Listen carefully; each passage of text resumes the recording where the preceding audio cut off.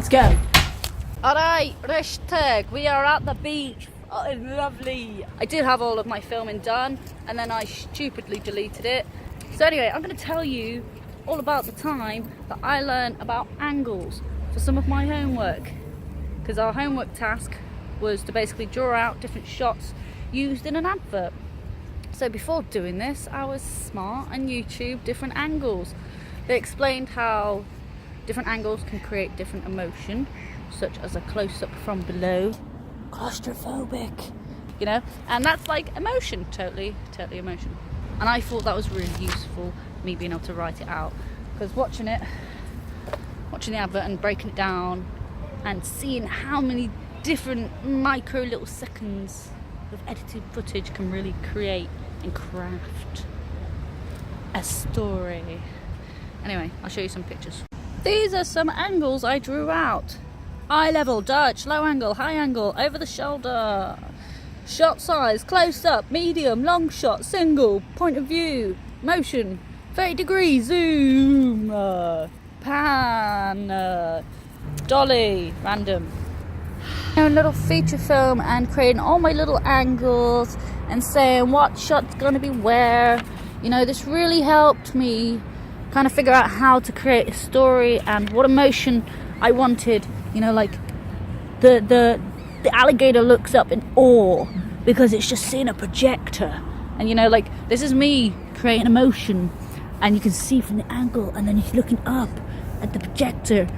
And you know, doing this project really helped me have my own creative license, actually build a story. And shall I tell you what?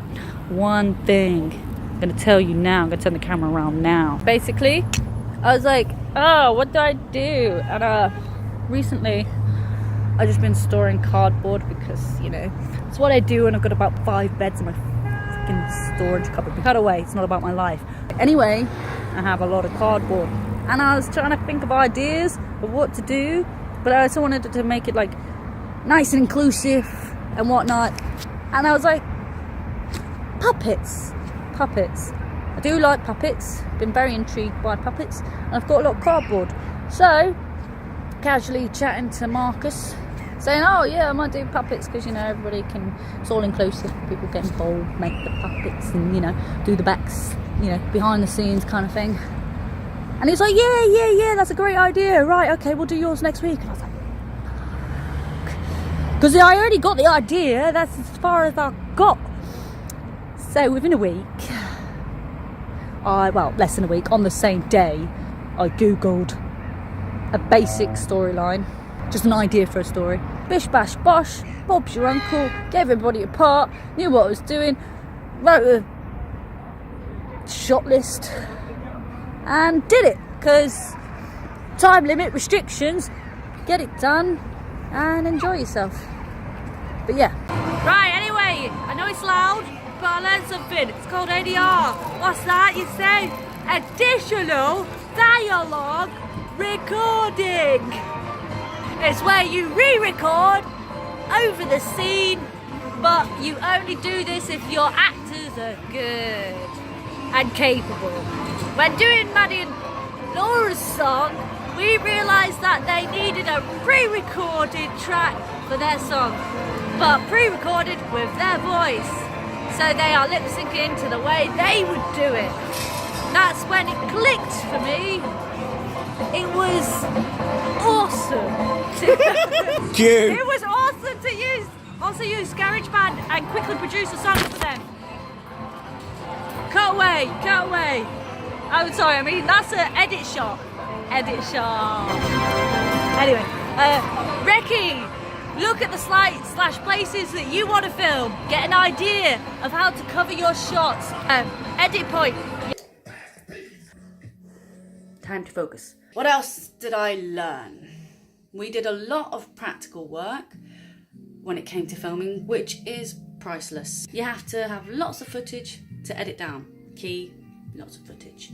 Okay? It is crucial to be on set on time. It shows a level of responsibility and builds your reputation within the industry. Because, you know, it's not always what you know, it's who you know. Keeping shots even when doing close-ups. Look at the camera that way. Close-ups. So it doesn't jump out to random screen sizes. Yeah. Crossing the line is a very important concept in video and filming production. It refers to an imaginary line which cuts through the middle of the scene, from side to side within the respect to the camera. Crossing the line changes the viewer's perspective in such a way that it causes disorientation and confusion. I learned about clapperboard. Shouldn't do that. I learned about clapperboard, syncing the rushes, and rushes mean shots. Syncing the shots helps when it comes to editing.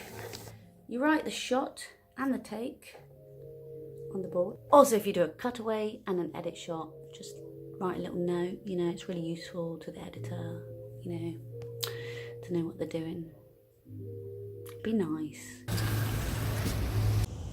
On set, throughout this whole kind of filming process, and not just on set, we needed a reflector, and then I was like, got it, I've got a hula hoop.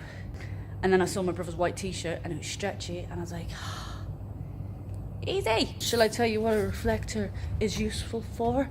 In photography and cinematography, a reflector is an improvised or specialised reflective surface used to redirect light towards a given subject or scene.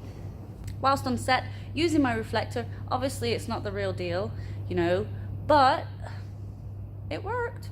I'll quickly show you how that thing works. Boop. I'll just leave it there. This is a continuity sheet. This is what a continuity sheet looks like. Shot 1, take 1. Shot 1, take 2. Shot 2, take 1. And so basically, you draw the line down until where the actors get to. And the whole point of this is so it's a visual aid, so you can see how far you've actually got within your production. So by the end of it, your sheet should look like this, and it is completely covered, and you know you are good. What do you feel like you've learnt from this filming experience? Well, funny you should say that, because even doing this vlogging, and I stupidly deleted all the footage. Doesn't matter. Kind of glad I did that, because shall I tell you what? I've actually learned whilst doing this. I know you didn't want any fancy, like, oh, here's my dog, but you know, I wanted it to be digestible and easy to watch. But whilst editing the drama, it's much easier to slot things into place because they already have a natural order and the lines come afterwards, and you've got more of a reaction, and you can actually create really powerful moments even just in those milliseconds. It's going to be different because obviously it's puppets, they don't have emotion, it's more of a body language reaction.